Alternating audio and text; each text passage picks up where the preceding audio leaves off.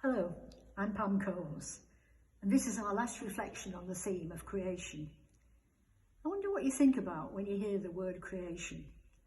Do you think about the book of Genesis, the story of God's creation and Adam and Eve? Or maybe you think of the natural world, plants and animals, sea and land and starlit skies.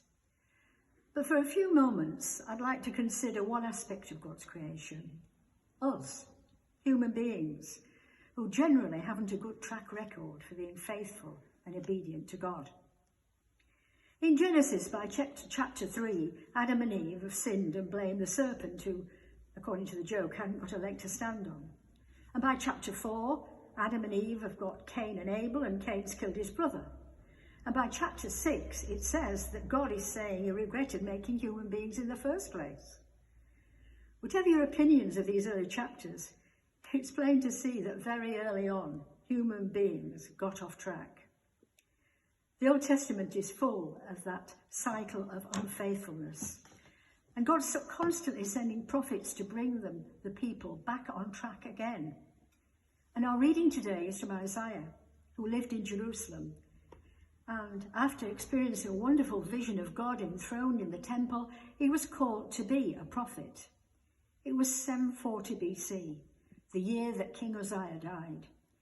Israel in the north and Judah in the south were surrounded by their enemies. Eventually, Israel will be defeated and 10 tribes taken away. But Isaiah's job was to bring the nation of Judah back to God and the individuals that made up that nation.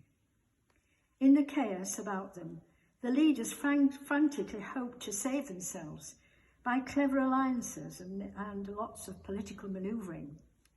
And the people sought advice, a sort of self-help from dubious sources. In chapter 8, Isaiah says, when someone tells you to contact mediums and spiritists, shouldn't you actually inquire of God?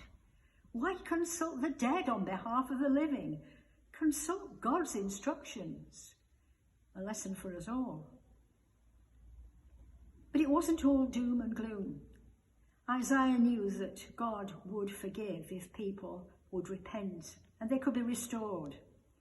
But his perfect plan for salvation is heralded here in a prophecy about Jesus. Jesus, the Messiah who was to come.